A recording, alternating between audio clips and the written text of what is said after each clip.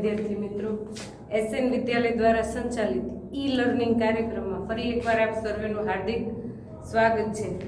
છઠ્ઠા ધોરણની અંદર આપણે ચેપ્ટર નંબર 8 બિરબલની યુક્તિ જોઈ હતી। આજે એક નવું ચેપ્ટર ભણીએ છીએ, એટલે આપણો વિષયાંક છે પાદર।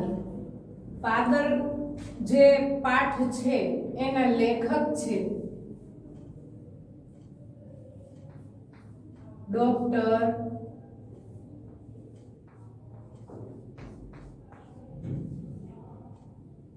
કિશોરસિંહ સોલંકી।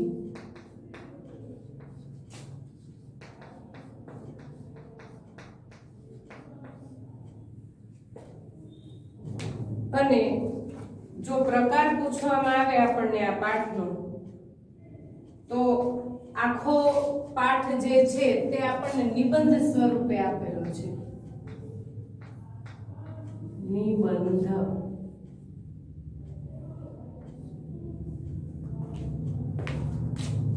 પ્રશ્ન નંબર 1, પાદર ગદ્યના લેખકનું નામ જણાવો। ડોક્ટર કિશોરસિંહ સોલંકી। અને પાદર ગદ્યનો પ્રકાર જણાવો। તો થશે પ્રકાર શું છે, તો કે આ જે ગદ્ય છે એ નિબંધ સ્વરૂપે વર્ણવાયેલું છે। એટલે જો એવો નિબંધ પૂછવામાં આવે કે પાદર વિશે નિબંધ લખો, તો આપણે આરામથી લખી શકીએ છીએ। એ સિવાય પણ આપણે આગળ નિબંધ સ્વરૂપે પાઠ ભણી ગયેલા છે। વ્યક્તિત્વ વિશે લખવાનું આવે તો આપણે રવિશંકર મહારાજ એ પણ નિબંધ સ્વરૂપે પૂછાઈ શકે છે। તો આ પણ નિબંધ સ્વરૂપે પૂછાઈ શકે છે। આગળ વધીએ। ડોક્ટર કિશોરસિંહ સોલંકીનો જન્મ 1/4/1949 ના રોજ થયો હતો। કિશોરસિંહ સોલંકીનો જન્મ બનાસકાંઠા જિલ્લાના મગરવાડા ગામમાં થયો હતો। ગુજરાતી સાહિત્યમાં કવિતા, નવલકથા, નિબંધ તેમજ ટૂંકી વાર્તા જેવા વિવિધ સાહિત્ય સ્વરૂપો તેમણે ખેડ્યા છે। વીરવાડા તથા અરવલ્લી તેમની નોંધપાત્ર નવલકથાઓ છે, અને હાઈનકા જેવું પ્રયોગશીલ કાવ્ય સ્વરૂપ તેમણે ખેડ્યું છે। તો આ થઈ તેમના સાહિત્યની વાત। હવે આપણે પાઠની વાત કરીએ તો પાદર એ નિબંધ આપણી વિસરતી જતી ગ્રામ ચેતનાને ઉજાગર કરે છે। પાદર શબ્દનો અર્થ જે છે, પાદર એટલે ગોંદરું। ગોંદરું એટલે ગામની બહારનો ભાગ, જ્યાં ગામ પૂરું થાય છે અને આપણે બહારથી આવે ત્યારે શરૂઆતનો ભાગ, તો એને શું કહેવાય? ગોંદરું, ગામનું પાદર। હવે આધુનિક જમાનામાં ધીમે ધીમે આ બધું વિસરતું જાય છે। એ ગામને પાદર, ગામમાં રહેતા વૃદ્ધો, મહિલાઓ, જવાનિયાઓ આ બધા ત્યાં બેસતા, ઠઠ્ઠા મસ્કરી કરે, ગામ આખાની વાતો કરે, આ બધું જ ત્યાં થતું। પણ ધીમે ધીમે હવે સમય બદલાતો ગયો, તો કોઈની પાસે આટલો બધો સમય નથી કે ત્યાં બેસી અને એ પસાર કરે। અત્યારે બધું આધુનિક થઈ ગયું। પાદરની જગ્યાએ અત્યારે ગામની બહાર તમને બસ સ્ટેન્ડ જોવા મળશે। તો સમય બદલાયો છે, સાથે સાથે આ જે પાદર છે એ વિસરતું જાય છે। તો એના ઉપર આખો સરસ મજાનો નિબંધ વર્ણવેલો છે। પાદર વિશે પોતાના સ્મરણોને લેખકે કાવ્યમય બાનીમાં રજૂ કર્યો છે। તો લેખક જે છે એમને પાદર એટલું બધું યાદ આવે છે કે એમણે એમનું લખાણ આખું નિબંધ સ્વરૂપે લખી નાખ્યું, અને એમનો પાદર પ્રત્યેનો પ્રેમ આપણને આ પાઠમાં જોવા મળે છે। પાઠ સમજીએ, સાથે સાથે તેમાં આવતું ગ્રામર, એટલે કે સમાનાર્થી શબ્દ જો વિરોધી આવતા હશે તો વિરુદ્ધાર્થી શબ્દ, પ્લસ રૂઢિપ્રયોગ, શબ્દ સમૂહ માટે એક શબ્દ, જે કંઈ પણ આપણને કહેવત બેવત જે કંઈ આવતું હશે આપણે બોર્ડ વર્કમાં લેશું। સાથે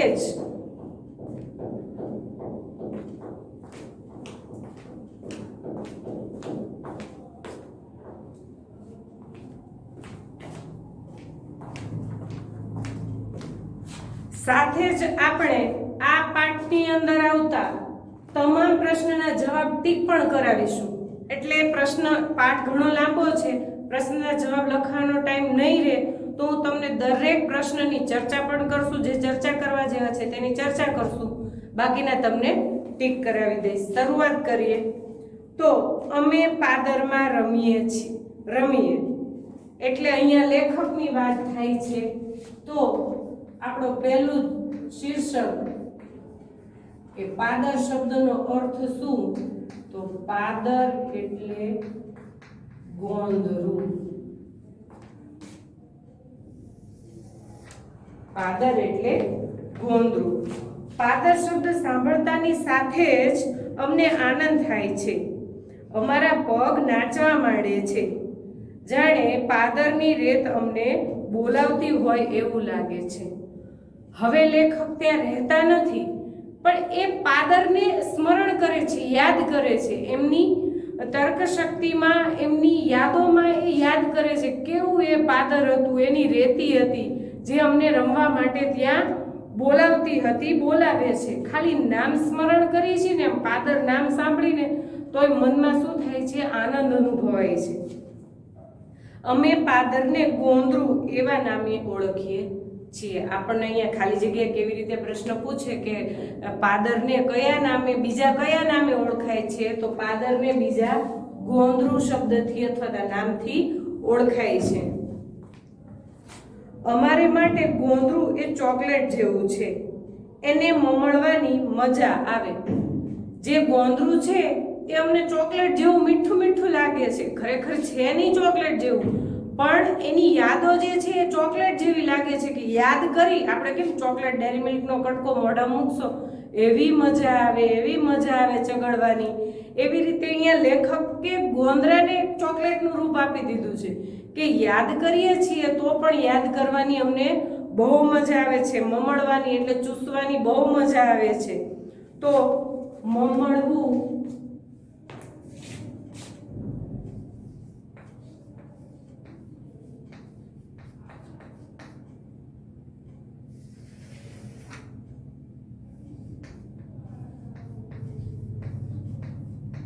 અથવા મમળાવવું એટલે વારંવાર યાદ કરવું.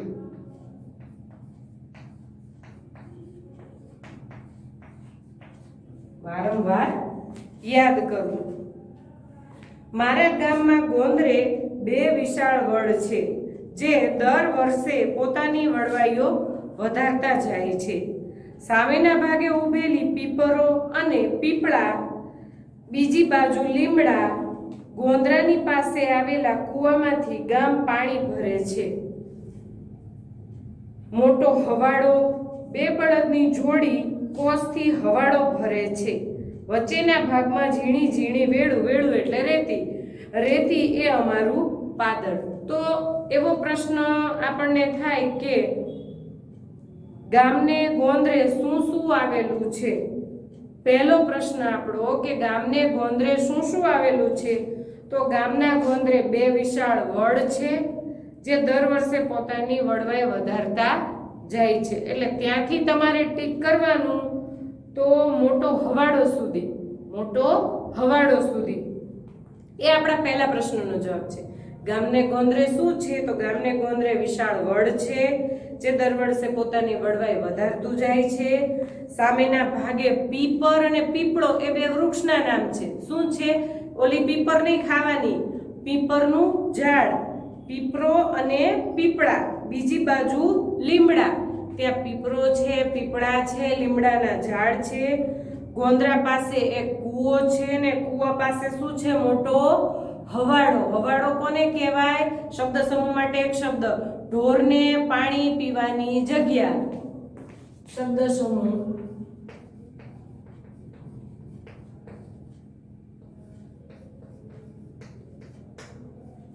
ઢોરને પાણી પીવાની જગ્યા એટલે હવાડો. આપણે એને શબ્દ અપભ્રંશ કરીને હવાડાનું શું કરી નાખ્યું છે? અવાડો.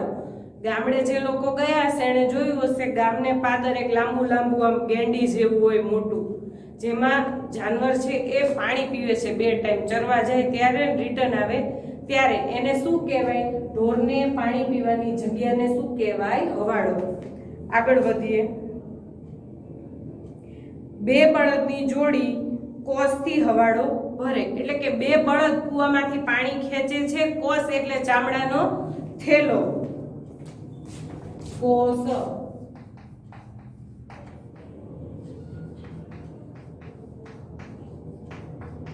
ચામડાનો થેલો, એ ચામડાના થેલાથી પાણી કાઢે છે અને એ બધું પાણી ક્યાં ઠલવે છે? હવાડામાં ઠલવે છે. વચ્ચેના ભાગમાં ઝીણી વેળું, વેળું એટલે રેતી.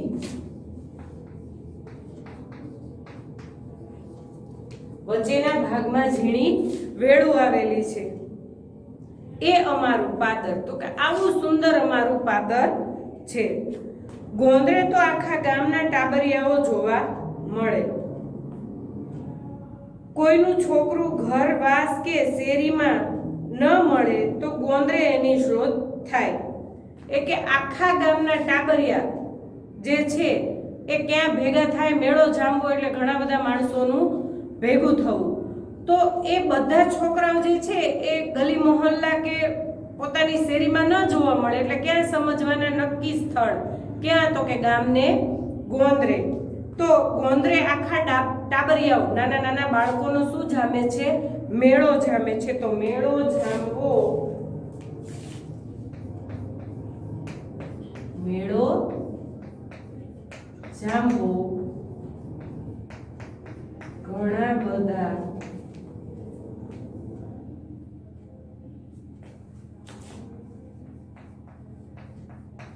માણસોનું એકઠું થવું. ઘણા બધા માણસોનું એકઠું થવું. આપણને ખબર છે કે મેળામાં હવે હું કે 2-4 જણા એક જગ્યાએ ઊભા હોય તો એને મેળો ન કહેવાય.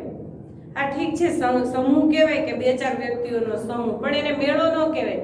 મેળામાં કેવું હોય તો કે અસંખ્ય માણસો હોય, ઘણા બધા, 2-4 કરતા વધારે, તેને શું કહેવાય? મેળો. તો ટાબરિયાનો મેળો ક્યાં જામે છે? ગામના પાદરે. છોકરું ક્યાંય વડની વડવાઈઓ કે ઝાડની બખોલમાં લંપાયેલું હોય તે મળી જાય. એ ત્યાં રમતા રમતા ઝાડની એટલે કે ખીજડાના, ઓલા મોટા મોટા લીમડાના, આવા બધા ઝાડ જે ગામને ગોંદરે આવેલા છે, પીપળાના, વડના, એ ઝાડવાની સાથે સાથે છોકરાઓ જે રમત રમે છે, સંતા કુકડીની રમતા હોય, કૂતું તૂતું રમતા હોય કે અન્ય કોઈ બીજી રમત રમતા હોય, તો એ રમતા રમતા એ વડની વડવાઈઓમાં શું કરે છે? સંતાઈ જાય છે. બખોલમાં, ઝાડની બખોલમાં સંતાઈ જાય છે, લંપાઈ જાય છે. લંપાવવું એટલે સંતાવવું.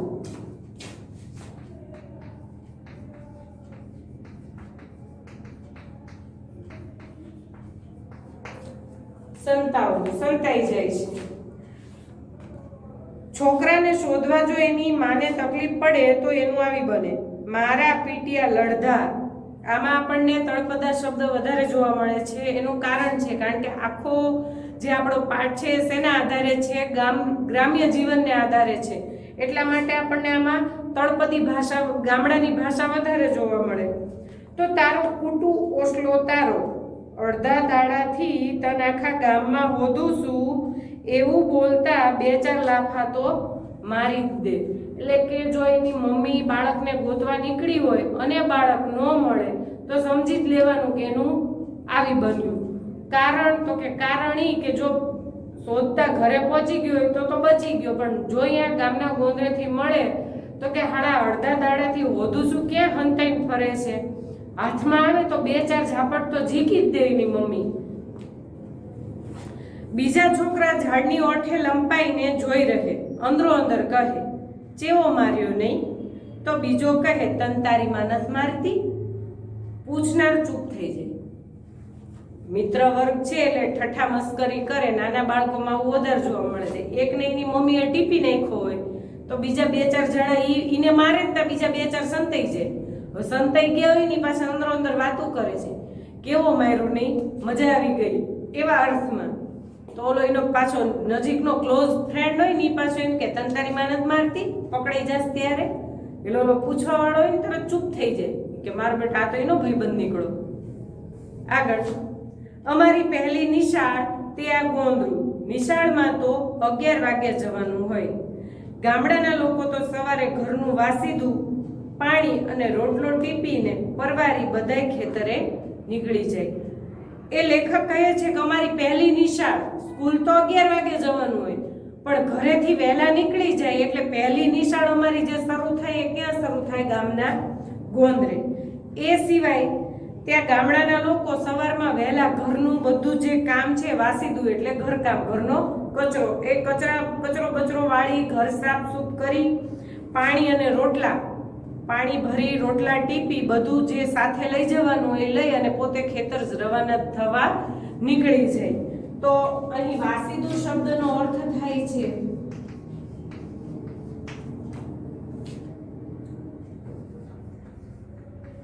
ઘરનો કચરો, વાસીદું વાળવું. આ જૂનવાણી શબ્દ છે, કદાચ કોઈ ગામડાના હશે તો મોટા ગઈઢા બાના મોઢે સાંભળેલું હશે કે વાસીદું કર્યું. એક તો ગાયના મળમૂત્ર કે તે હોય તે સાફ કરે, જો ઘરે ઢોર રાખતા હોય તો એને પણ વાસીદું કહેવાય. અને ઘરની અંદર જે કચરો છે, રાત્રિ દરમિયાન આપણા ગુજરાતીમાં એવી લોકવાયકા છે કે જમના પગલા પડ્યા હોય, એટલા માટે સવારે ઉઠી અને આપણું જે નિત્યક્રમ છે, ખાસ કરીને સ્ત્રીઓનું, એ કચરાથી શરૂ થાય.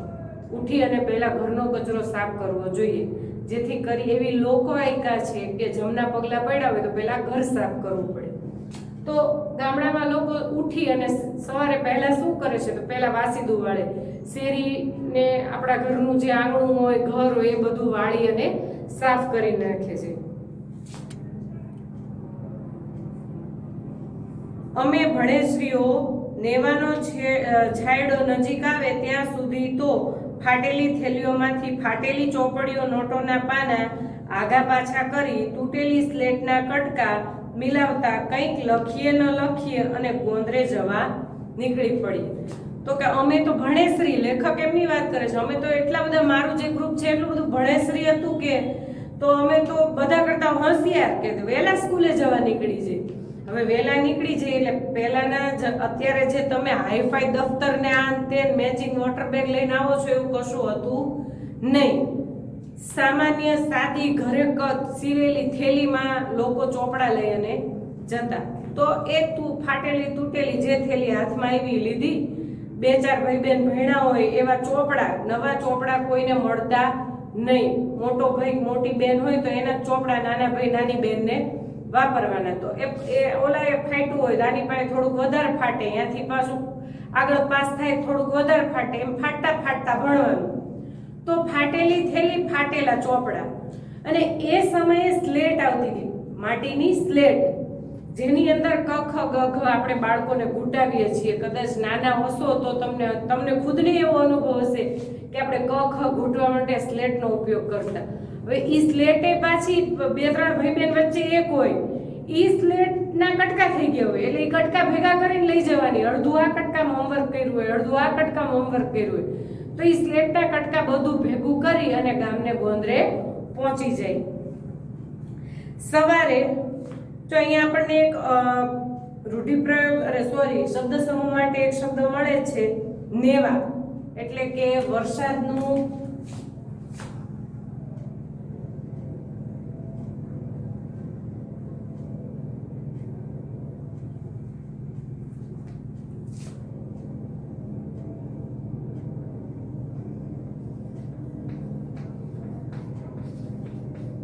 ઘરના છાપરાનો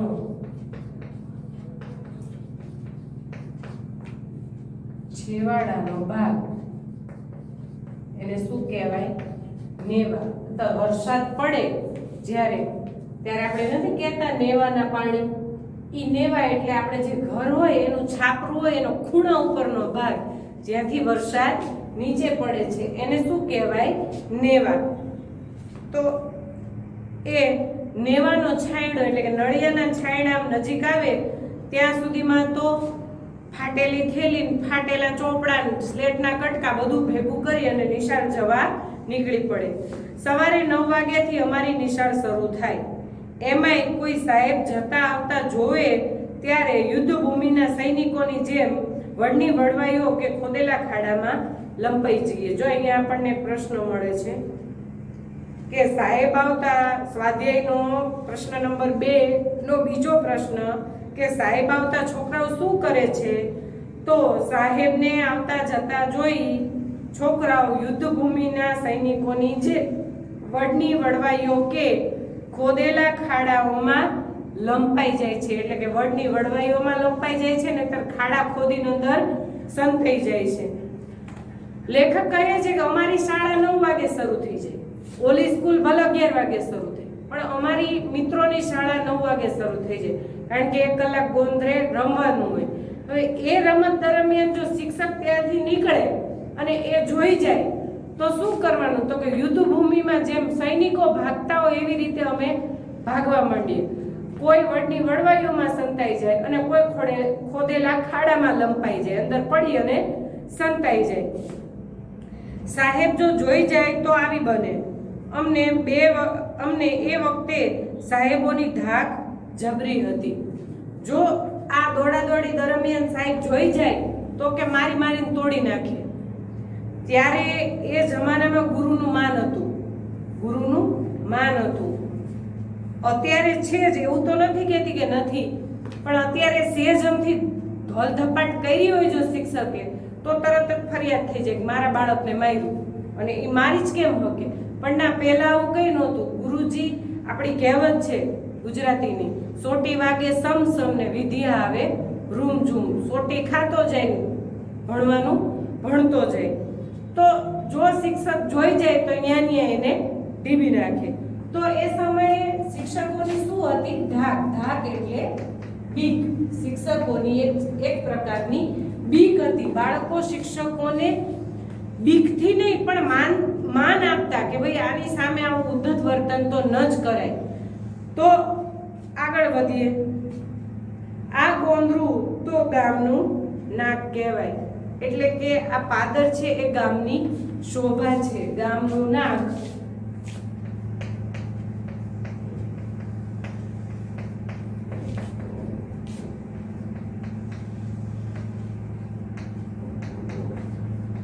ગામની શોભા કહેવાય. ગામની શોભા કહેવાય. ગામ કેવું છે અને ગોંદરા પરથી જ પરખાઈ જાય છે. ગોંદરામાં તો આખા ગામના માણસો, ઢોર, કૂતરા અને પશુ પંખીઓના પગલા જોવા મળે. સારા માઠા પ્રસંગે ગોંદરે આખું ગામ ભેગું થાય. કુવેથી પાણી ભરીને માથે બેડા મૂકીને પણિયારીઓ ઊભી વાતો કરતા થાકે નહીં. યુવાનો જતા આવતા મૂછો મરડતા જાય. અહીં આપણને નાનો એવો પ્રશ્નનો જવાબ મળે છે કે ગોંદરું ગામનું નાક કેમ કહેવાય? તો ગોંદરું છે એ ગામની શોભા કહેવાય. એટલે ગોંદરા પરથી જ ગામની શોભા પરખાઈ જાય છે, માટે ગોંદરાને ગામનું નાક કહેવાય. ટીક કરો પેજ નંબર 47 ઉપર પહેલો, બીજો, ત્રીજો પેરેગ્રાફ. એમાં પહેલી લીટીમાં અડધેથી ગામની શોભા કહેવાયથી લઈ અને ગોંદરા પરથી પરખાઈ જાય ત્યાં સુધી ત્રીજા પ્રશ્નનો જવાબ. કે કોઈ વ્યક્તિ બહારથી જ્યારે ગામમાં એન્ટર થાય છે એટલે પહેલા શું આવે? તો ગામનું પાદર આવે.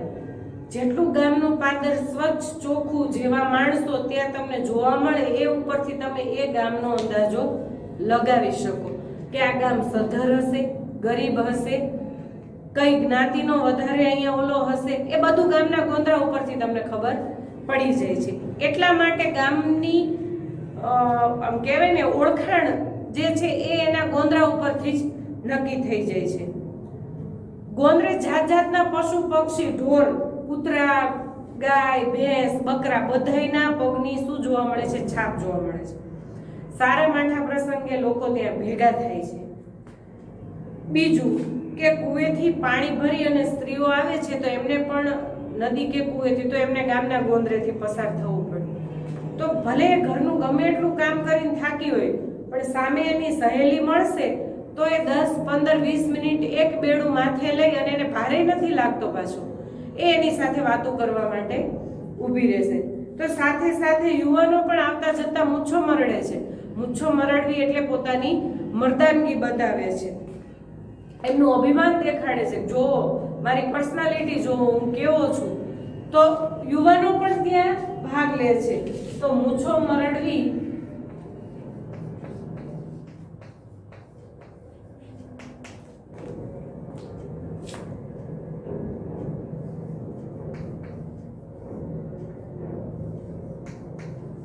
અભિમાન બતાવવું.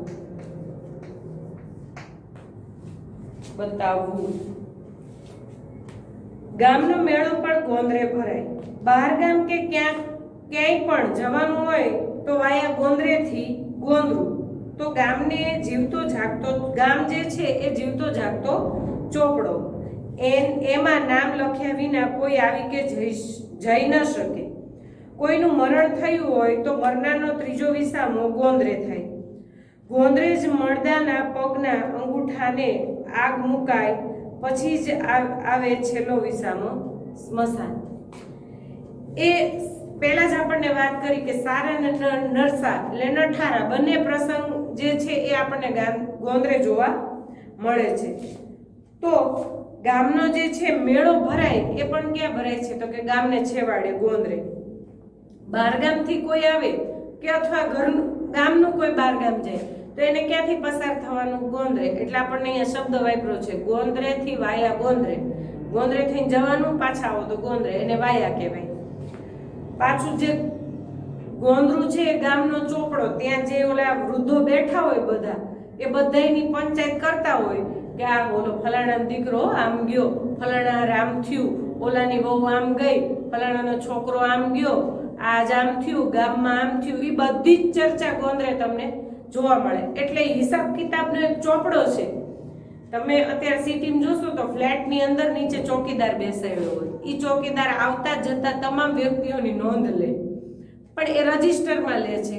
જ્યારે આ ગામડું છે એ મૌખિક નોંધ લે છે. ત્યાં જે ભાભા બધા બેઠા હોય મોટી ઉંમરના એ બધા આવતા જતા માણસોની યાદી રાખે. ખરેખર લીગલી નથી રાખવાની, પણ એમને ખબર હોય ફલાણા ઘરે કોઈક મહેમાન આવ્યું અને ઓલા ઘરથી મહેમાન ગયું, ઓલો આમ ગયો, ઓલો આમ ગયો, આ આવ્યા, આના છોકરાને જોવા આવ્યા, આનું હક પણ કર્યું. એ બધી જ ગોંદરે ચર્ચા થાય. એટલે એને ચોપડો, જીવતો જાગતો ચોપડો કયો છે. એમાં નામ લખ્યા વિના કોઈ આવી કે જઈ ન શકે. એટલે કે ત્યાંથી કોઈ અજાણી વ્યક્તિ બહાર આવે છે તો ગોંદરે બેઠેલા 5-7 સભ્ય હશે એને જ પૂછવાનો પ્રયત્ન કરશે કે ભાઈ આ ગામનું નામ આ છે, તો આમાં આ વ્યક્તિ કઈ જગ્યાએ રહે છે. તો તરત જ એ બેઠા હશે સભ્યો એડ્રેસ આપશે, જાઓ તમે સીધા જઈને લેફ્ટ રાઈટ જે તમારા ઘરનું જે એડ્રેસ હશે ત્યાં કહેશે કે જાઓ તમે ત્યાં જશો એટલે તમને એ વ્યક્તિ મળી જશે. તો આવતા જતા નામ નથી લખવાનું, પણ છતાં નામ લખાય છે એવું આ ગોંદરું. અને જો કોઈ વ્યક્તિ મરી જાય તો એને ઘરેથી એનું જે શબ છે એ લઈ નીકળે તો એનો અંગૂઠે જે આગ દેવાની હોય એ અંગૂઠો જે બાંધવાનો હોય ક્યાં કરે છે તો કે એનો ત્રીજો વિસામો જે છે એ ગોંદરું, અને પછી તરત જ એને સ્મશાન લઈ જવામાં આવે છે.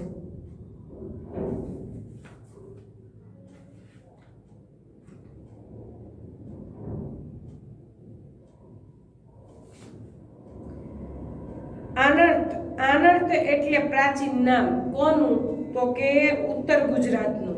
કોનું? ઉત્તર ગુજરાતનું. આનર્ત ઉત્તર ગુજરાત એટલે ભવાઈનો દેશ. ભવાઈ એટલે લોકનાટક. આપણે અત્યારે તો બહુ ઓછું જોવા મળે છે, પણ આપણા પૌરાણિક જે સાહિત્ય છે તે જેમ કે મહાભારત, રામાયણ, એ બધાના જ પાત્રો. એ સિવાય અત્યારે આપણે કેમ ફિલ્મ જોઈએ છીએ એવી રીતે ભવાઈ દ્વારા નાટક જોઈએ છીએ ને, ઓલા શોર્ટ સ્ટોરી ને એવું બધું આવે છે, તો એની સિરિયલો જોઈએ છીએ આપણે. પહેલા આવું મનોરંજનનું કોઈ સાધન હતું નહીં, એક જ સાધન શું? ભવાઈ. એ ભવાઈની અંદર ગામના જે બ્રાહ્મણો અને સારા સારા વ્યક્તિઓ હોય એ અલગ અલગ પાત્ર ભજી અને સમાજમાં લગતી કોઈ સમસ્યા હોય તો એનું પ્રદર્શન કરે છે. એ સિવાય રામાયણ મહાભારતના સારા સારા પાત્રો ભજવે છે ને નાટકો કરે છે જેથી સમાજમાં લોક જાગૃતિ આવે. તો એ ભવાઈ એટલે લોકનાટક. એ ભવાઈનો દેશ કયો છે? કોને? તો કે આનર્ત એટલે ઉત્તર ગુજરાતને.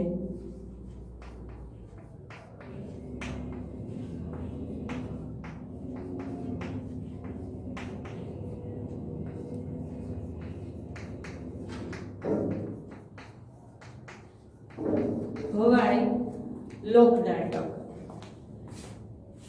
ચોમાસામાં 4 મહિના ભવાઈ બંધ હોય. અમારું ગામ મગરવાડા એટલે ભોજકોનું કેન્દ્ર. ભોજકો એટલે બ્રાહ્મણોનું કેન્દ્ર ગણાય. આસો સુદ પાંચમની રાતે ગોંદરે ભવાઈના શ્રી ગણેશ થાય. શ્રી ગણેશ કરવું એટલે શરૂઆત કરવી. એ સિવાય ભવાઈ બીજે ક્યાંય ભજવી ન શકાય. એ તો વણલખ્યો કાયદો. ગોંદરે આવેલી પીપરના થડ પાસે પડદા બંધાય.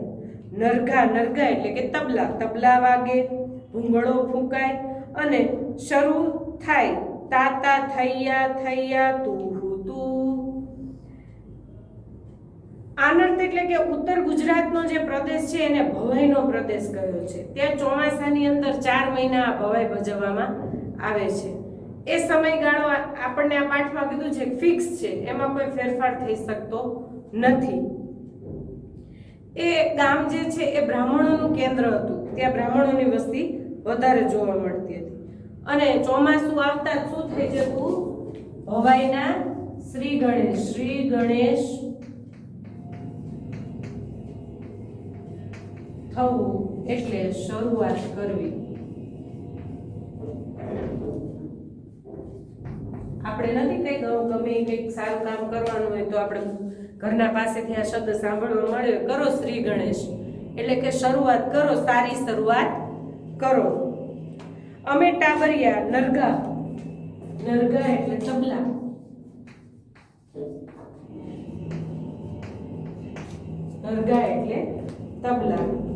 અમે ટાબરિયા એકબીજાને ધક્કા મારતા, ચડીઓમાં રેતી ભરતા અને મારામારી કરતા આગળ બેસવા માટે મથીએ. પછી ભવાઈ જોવાનો ટેસડો પડી જાય. આખું ગામ, આજુબાજુના ગામના લોકો પણ ભવાઈ જોવા માટે ઉમટે. એ કે છે, જો આપણને અહીંયા એક પ્રશ્ન છે, ચોમાસામાં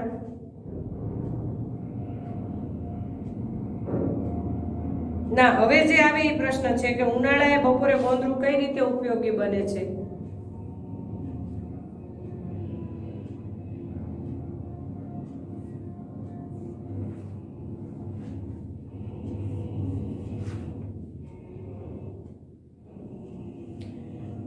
સ્વાધ્યાયની અંદર પ્રશ્ન નંબર 1, એમાં પ્રશ્ન નંબર 3 નો જવાબ છે. લેખક વરસાદનો આનંદ કઈ રીતે માણે છે? તો શિયાળાનો.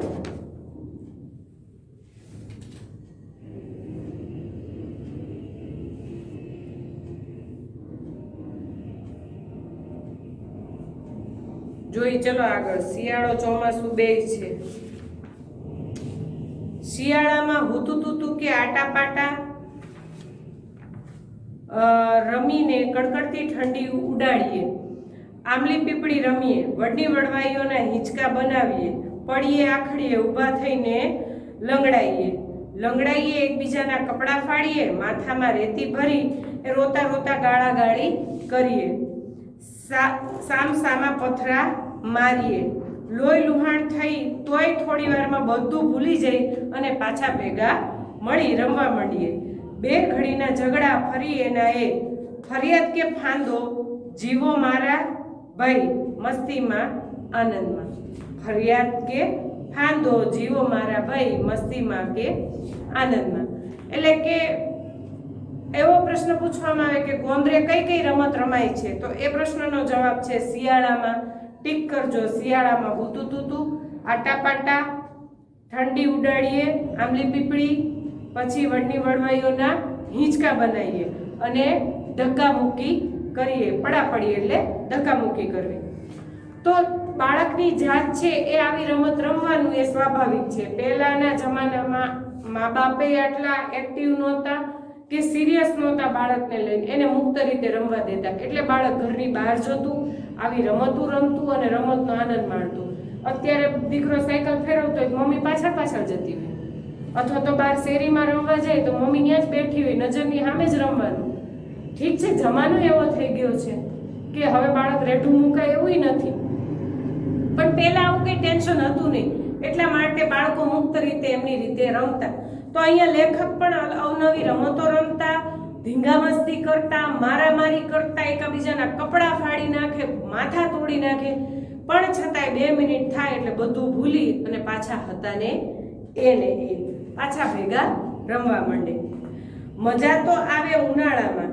શાળાનો સમય સવારનો હોય, 11 વાગ્યા અને ઘર ભેગા થઈ જઈએ. ખાઈ પીને શું કરીએ? બપોરે ખેતરમાં ભાત લઈને ના છૂટકે બળબળતા બપોરમાં ગોંદરાની ગરમ લાઈ રેતમાં અડવાણા પગે દાસતા જવાનું. ત્યારે તો ચપ્પલ બૂટ કે સેન્ડલ સ્વપ્નમાં પણ જોયા ન હતા. એ કે મજા તો ઉનાળામાં આવે ગોંદરાની.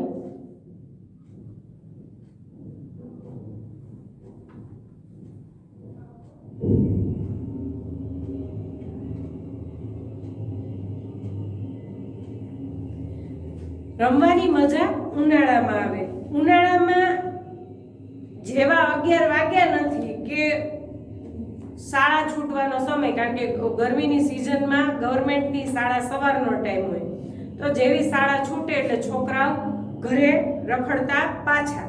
ઘર ભેગા થાય એટલે ખાઈ પીને શું કરે? નવરા ધૂપ જેવા, એટલે પાછા ગોંદરે આવવા માટે તૈયાર થઈ જાય. હવે ખરા બપોરે ખેતર ભાત લઈને ના છૂટકે એને મોકલે ઘરના કે ભાઈ જા તું દઈએ ઘર, ત્યાં જઈને પપ્પા હોય કે દાદા હોય કે ભાઈજી હોય એમને ભાત દેવા જવાનું છે, એટલે એ દેવા માટે ગોંદરે થઈ અને જવું પડે. તો એ સમયે આપણે અત્યારે બહાર જવાના શૂઝ અલગ, સેન્ડલ અલગ, પાર્ટીના અલગ, સ્કૂલના અલગ, એવા જ કોઈ જ આવા ઓલા હતા નહીં સાધન સામગ્રી, બૂટ ચપ્પલ કે સેન્ડલને લગતી. ઉગાડા પગે જવાનું, ઉગાડા પગે આવવાનું. તો લેખક કહે છે કે આવા બૂટ ચપ્પલ સેન્ડલ તો અમને કોઈ સપનું ન થયું કે આવા બૂટ ચપ્પલ સેન્ડલ ભવિષ્યમાં આવશે, જ્યારે અત્યારે આપણે ઘણી સુવિધા ભોગવીએ છીએ. ઉનાળામાં ખેતરે જવાનું હોય તો અમને આનંદ થાય. ગરમ લાઈ વાયરા વાતા હોય, લૂ ફૂંકાતી હોય અને અમે છાયડામાં ગોંદરે રમતા હોઈએ. કોઈ બપોર કે તડકો ન જુએ, રમવું રમવું ને રમવું, એ જ અમારો મુદ્રાલેખ. મુદ્રાલેખ એટલે સિદ્ધાંત. ઈ કે ભાત દઈ આવ્યા, હવે શું કરવાનું? ખરો બપોર જે હોય તે, તડકો હોય કે બપોર જે હોય તે, અમારું તો એક જ લક્ષ્ય. મુદ્રાલેખ એટલે એક જ સિદ્ધાંત છે, શું? રમવું રમવું અને રમવું. તો અહીંયા આ બધા તમે તમારી ફેરબુકમાં શબ્દ લખતા જજો. તમારાથી શબ્દમાં આ જ શબ્દ આવશે.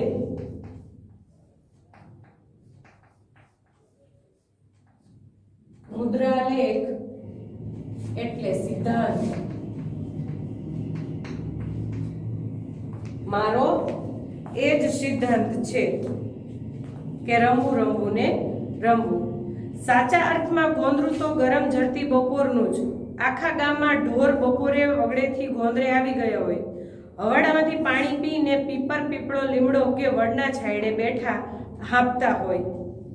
કેટલાક તો સામ સામે શિંગડા ભરાવીને બાખડતા હોય. ગોવાળિયા ખાવા માટે ઘેર જાય ત્યારે અમે બેઠેલી ભેંસોની પીઠ પર પલાણીને રાજાના ઠાઠથી ડોલતા હોઈએ. ભેંસની સવારી કરવી એ પણ એક લાવો છે. જો કોઈ ભેંસ અળવિતરી હોય તો જમ્મ દઈને ઊભી થઈ મારવા દોડે. કોઈ શિંગડા હલાવે, કોઈ પૂંછડા વીંજે. પણ અમે તો વડના વાનેર જેવા. બપોરે તો ગોંદરે અમે જ ગોવાળિયા ગોકુળ ગામના. આખું ગોંદરું માથે કરીને ફરીએ અને પરસેવે નાહીએ. એટલે કે બપોરનો સમય જે છે ઉનાળાનો, અને આમે આપણે ઉનાળામાં ખબર છે દિવસ કેવો હોય? લાંબો હોય. તો એ ઉનાળાના સમયમાં લેખક ને એમના મિત્રો બધા છે એ ગામને ગોંદરે જતા. તો એ સમયે તે ગામને ગોંદરે પીપળ ને લીમડો ને એના જે વૃક્ષ છે એ વૃક્ષની છાયામાં આ બધા ઢોર બેસતા. કારણ કે બળબળતા તાપ તો ઢોરને લાગે, તો એ ઢોર છાંયો ગોતી અને બેસી જતા. પણ આ જે મિત્રો છે એ ત્યાં પણ જો પોતાના માટે શબ્દ વાપરો છે, વનના વાનેર.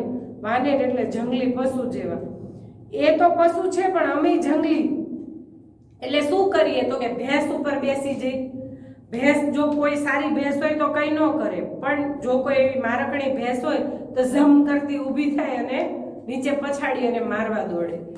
એ સિવાય જેવા ભેંસ ઉપર ચડવાનો પ્રયત્ન કરે તો ભેંસ શું કરે, પૂંછડું વીંધવા માંડે, હલાવે ને પૂંછડું, એને વીંજવું કહેવાય, પૂંછડું હલાવવા માંડે.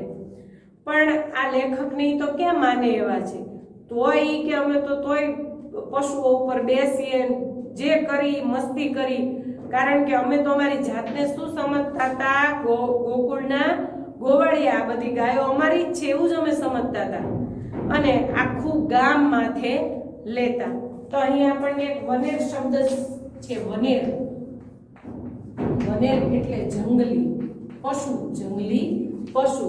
એ પશુ છે તો અમે જંગલી પશુ જેવા કોઈનું કીધું કરીએ નહીં.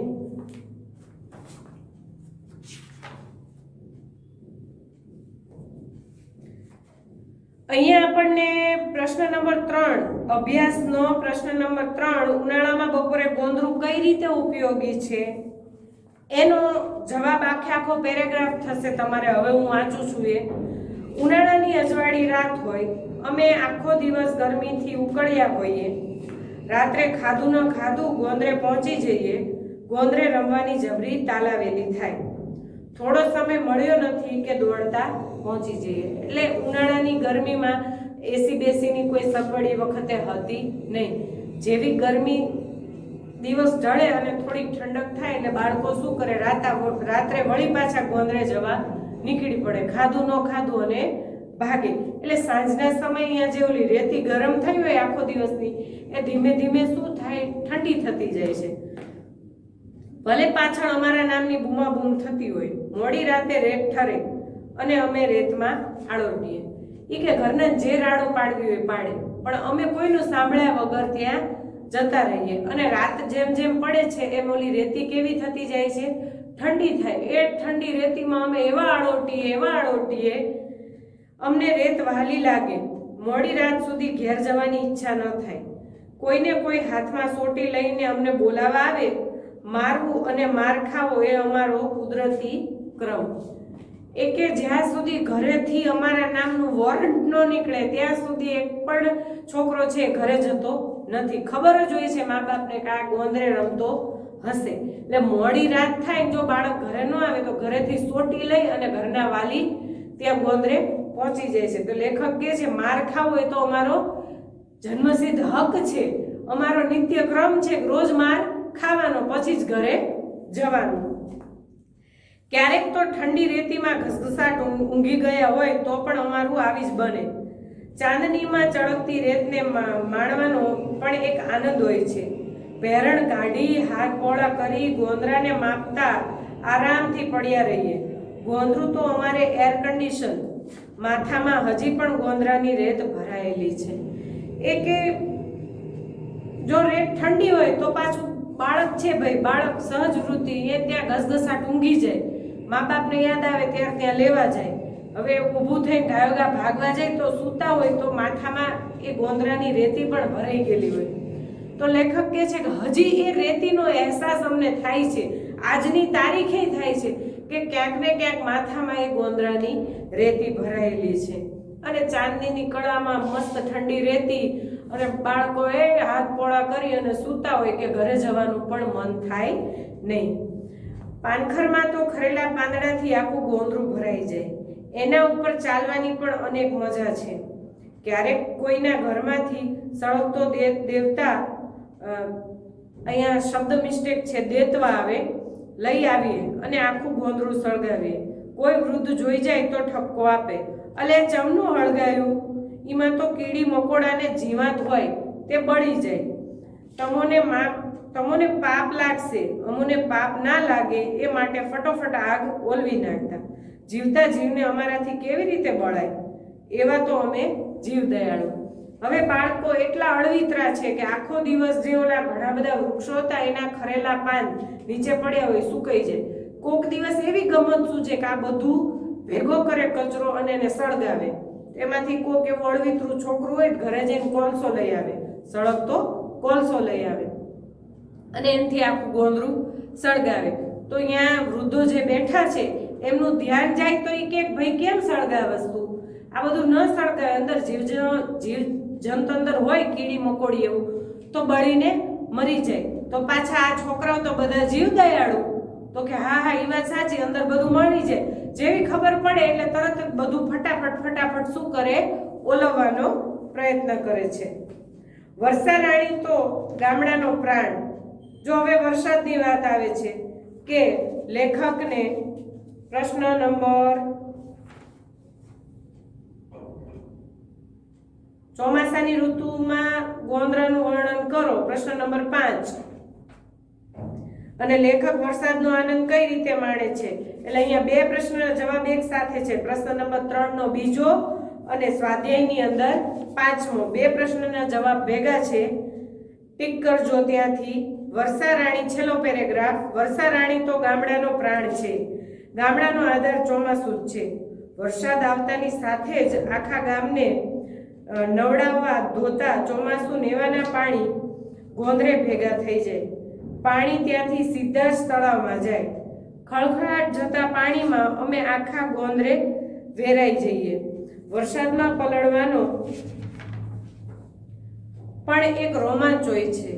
ગોંદરાના વૃક્ષોને અથડાઈને પાછું પડવું, આજુબાજુની વાડ સાથે અથડાતું, ગામના કચરાને ઢસડી જતું, વળવાઈઓમાં અટવાઈ જતું પાણી જોવાનો આનંદ. એટલે વરસાદ જે છે એ ખેડૂતોનો મુખ્ય આધાર છે અને ગ્રામ્ય જીવનમાં વધારે ખેડૂતો જોવા મળે.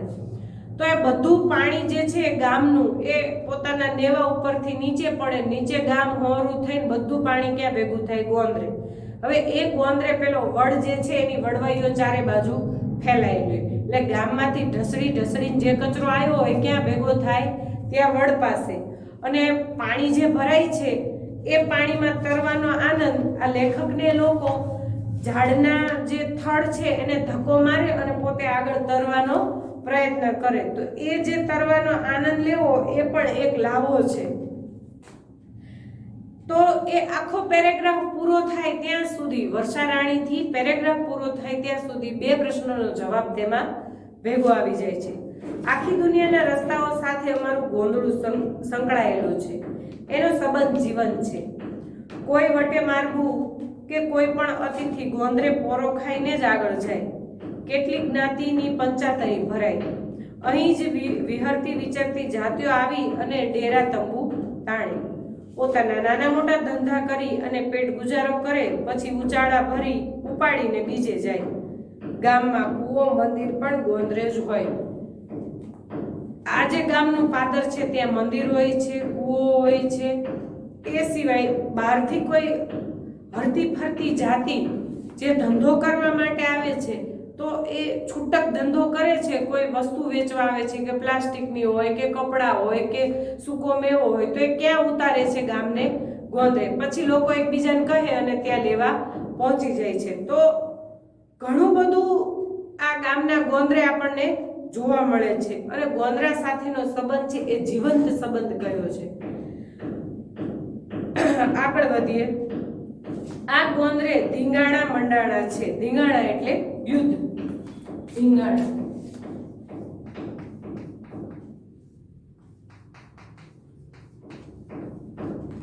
યુદ્ધ. આ ગોંદરે કે અનેક જાતના યુદ્ધ થયા છે. ગામ છે એટલે ઝઘડા તો થવાના. લાકડીઓ ધાર્યા અને તલવારો ઉડ્યા છે. ઢોલ ધબક્યા છે. સરકારી લફરા થયા છે. પેઢીઓની પેઢીઓ ગોંદરેથી પસાર થઈ છે. ગોંદરે ઘણી તડકી છાઈ જોઈ છે.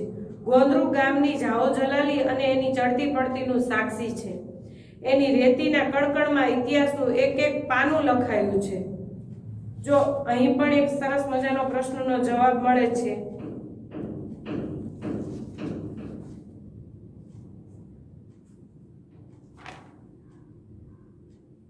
ગોંદરું, ચોથો પ્રશ્ન, ગોંદરું કઈ બાબતોનું સાક્ષી છે? તો એની અંદર આ જવાબ આવશે. ગોંદરે ઘણી તડકી છાઈ જોઈ છે અને આ બધું જ ધીંગાણા આ તે એ આખો પેરેગ્રાફ તેમાં આવશે.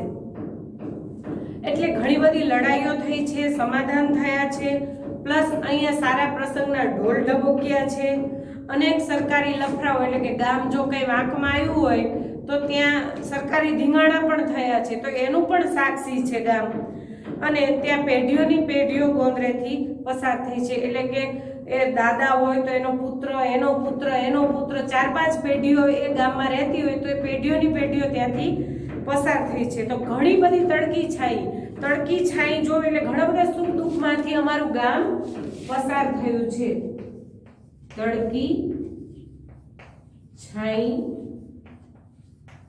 જોવી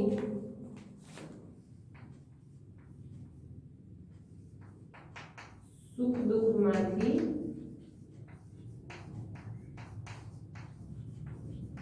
પસાર થવું એટલે ઘણા બધા સુખ દુઃખમાંથી અમારું ગામ જે છે એ પસાર થયું છે.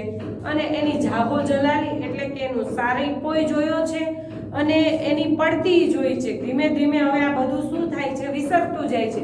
તો એ પણ જોયું છે. આગળ, મારા કોમળ કોમળ પગલાને સાચવતું આ ગોંદરું આજે મારા ધીમે ધીમે ઉગી રહ્યું છે. આજે મારામાં ધીમે ધીમે ઉગી રહ્યું છે. હું રોમાંચિત બની જાઉં છું. પૂંઠ વાળીને પાછળ જોઉં છું તો મારા ગોંદરાને કાળોતરો ડંખી ગયો છે. એના માથે કાળા કાળા શિંગડા ઉગી ગયા છે. લેખક એ જૂના દિવસો યાદ કરે છે. મારા નાના નાના પગ જેની છાપ આજે પણ એ ગોંદરે જોવા મળે છે. એનો મને આનંદ છે. પણ ખબર નહીં કેમ શું થયું તો ધીમે ધીમે આ ગોંદરું છે એ અદૃશ્ય થતું જાય છે. માટે એ ખાલી હું ગોંદરું શબ્દ બોલું છું તોય મને આખા શરીરમાં રોમાંચ અનુભવાય છે. પણ પૂંઠ વાળીને જોવું એટલે કે પાછી નજર કરું તો મને મારું ગોંદરું ધીમે ધીમે વિસરતું દેખાય છે, દેખાતું નથી. પૂંઠ વાળીને જોવું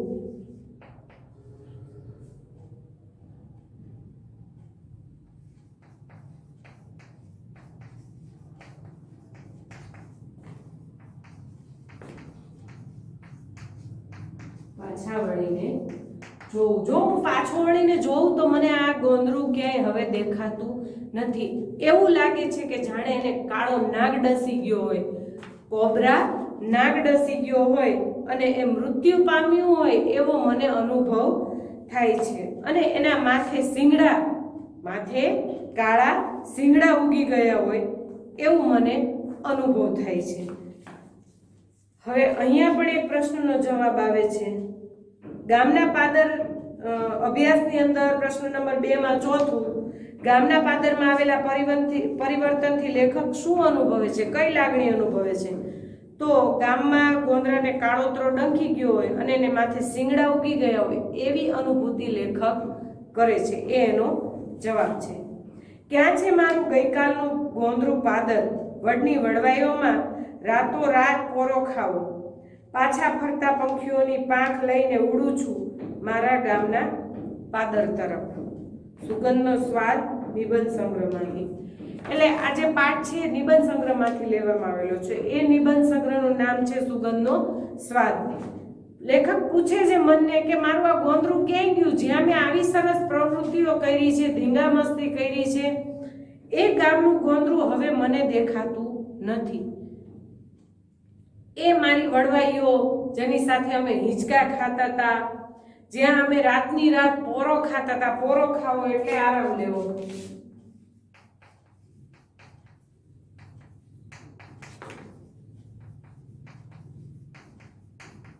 કે બહારથી કોઈ આવતા હોય તોય ગોંદરે ઉભા રહે, બહાર જાય તોય ગોંદરે ઉભા રહે.